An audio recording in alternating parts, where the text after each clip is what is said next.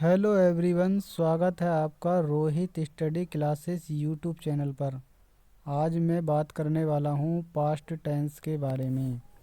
इस टेंस में प्रयुक्त वर्ब की फॉर्म द्वारा यह प्रकट होता है कि कार्य बीते हुए समय में अर्थात भूतकाल में हुआ है। For example, my sister cooked food. मेरी बहन ने खाना बनाया या बनाया था। दूसरा एग्जाम्पल है सी वाज प्लेइंग गिटार। वह गिटार बजा रही थी। जिस प्रकार प्रेजेंट टेंस के चार रूप होते हैं, तो ठीक उसी प्रकार पास्ट टेंस के भी चार रूप होते हैं। पास्ट टेंस के भी चार रूप होते हैं। पहला इंडेफिनिट, दूसरा कंटिन्यूअस, तीसरा परफेक्ट, चौथा परफेक्ट कंटिन्यूअस। और पास्ट इंडेफिनिट टेंस को सिंपल पास्ट भी कहते हैं। पास्ट इंडेफिनिट, सिंपल पास्ट भी कहते हैं पास्ट इंडेफिनिट टेंस को। और हिंदी वाक्यों की बात करें तो हिंदी वाक्यों के अंत में गया, गई, गए इस तरीके के शब्द आते हैं, या इस तरीके के, या, ई, ए इस तरीके के शब्द आते हैं हिंदी वाक्यों के अंत में पास्ट इंडेफिनिट के। पास्ट इंडेफिनिट के वाक्यों में हेल्पिंग वर्ब, जो हेल्पिंग वर्ब होती है वो डिड होती है। हेल्पिंग वर्ब होती है डिड, DID डिड। और जो मेन वर्ब होती है, वर्ब की सेकंड फॉर्म होती है मेन वर्ब की सेकंड फॉर्म मेन वर्ब होती है इसमें पास्ट टेंस में। और दूसरी बात, डिड के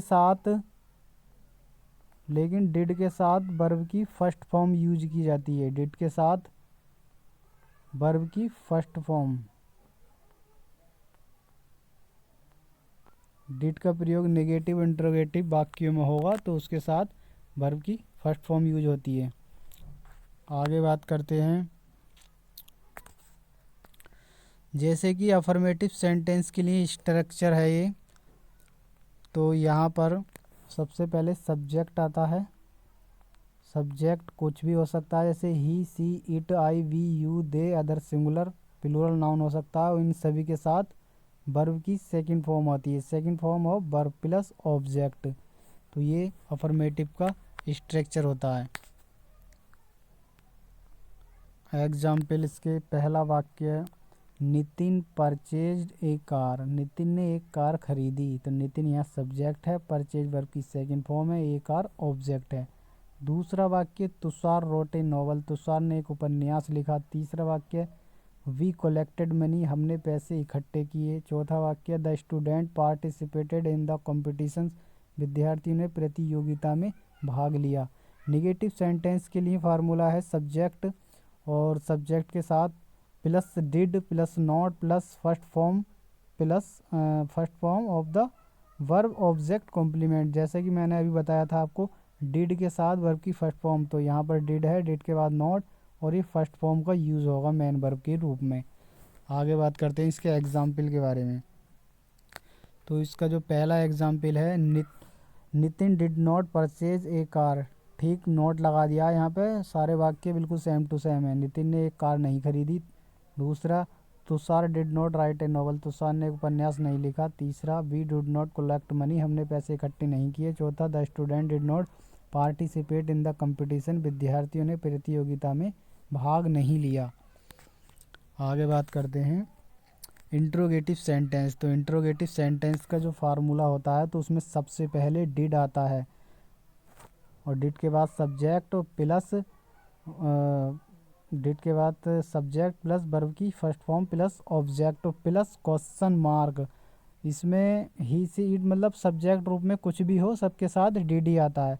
तो ये पहला सेंटेंस है, did Nitin purchase a car. क्या नितिन ने एक कार खरीदी। दूसरा, did Tushar right a novel. क्या तुषार ने एक उपन्यास लिखा। तीसरा, डिड वी कलेक्ट मनी। क्या हमने पैसे इकट्ठे किए। और चौथा, did the student participate in the competitions. क्या विद्यार्थियों ने प्रतियोगिता में भाग लिया।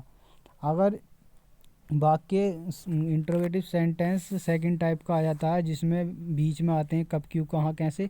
तो उसके लिए ये स्ट्रक्चर होता है, वो उसके लिए भी यही स्ट्रक्चर काम काम हो मतलब कर जाता है। मतलब इससे पहले क्वेश्चन वर्ड का यूज हो जाता है, डिड से पहले क्वेश्चन वर्ड आ जाता है, और बाकी सेम बिल्कुल इसी की तरह ये स्ट्रक्चर होता है। डिड से पहले क्वेश्चन वर्ड, बाकी ये फॉर्मूला बिल्कुल सेम टू सेम ऐसे ही रहता है। आगे बात करते हैं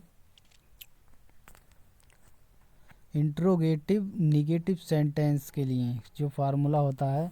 तो उसमें डिड सब्जेक्ट प्लस नॉट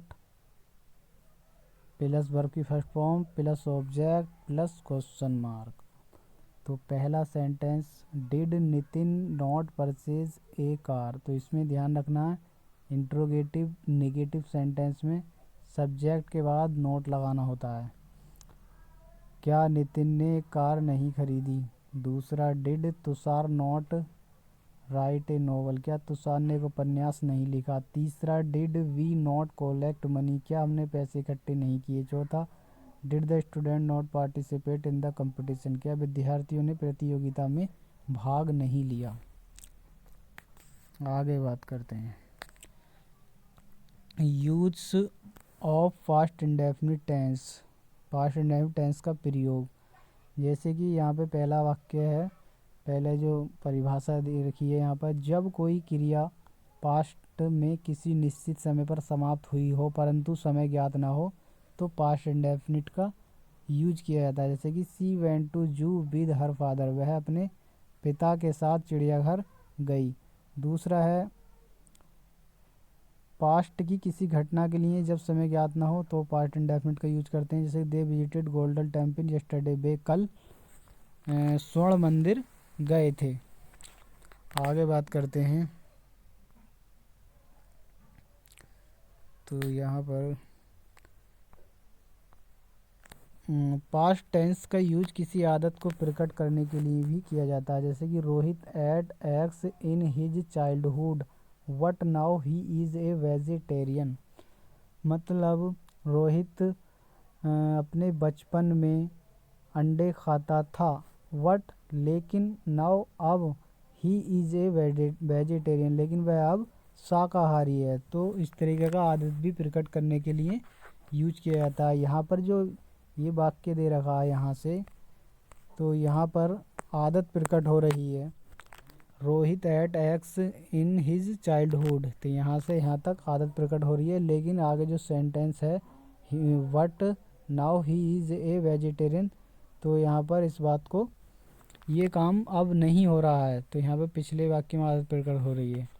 तो दूसरा जो आगे नोट है, yesterday, last week, last year, last month, last night, long ago, few days ago, any previous date, month, years. तो इस तरीके की ये चीज़ें हैं, ये शब्द हैं, इनका प्रयोग पास्ट इंडेफिनिट टेंस में होता है। जैसे कि यस्टरडे कल के लिए, लास्ट वीक पिछले सप्ते के लिए, लास्ट ईयर पिछला साल, लास्ट मंथ पिछला महीना, लास्ट नाइट पिछली रात, लॉन्ग एगो बहुत समय पहले, फी डेज एगो कुछ समय पहले, एनी प्रीवियस मतलब कोई प्रीवियस डेट है, मंथ है, ईयर है, तो उसके साथ जो है इन शब्दों का प्रयोग पास्ट इंडेफिनिट टेंस में होता है।